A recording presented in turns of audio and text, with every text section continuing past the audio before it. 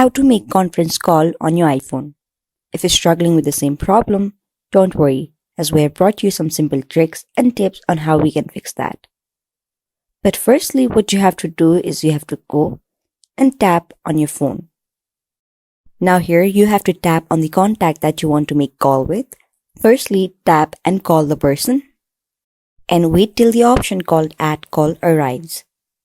Once you find that option, go and tap on the option called Add Call. Here what you have to do is you have to go and tap on any contact that you want to make a group conference call with. Once you tap on any contact, it will now automatically be dialed. As you can see, Jason is on hold while Ross is being called. Once Ross picks up the phone, go and tap on the merge calls.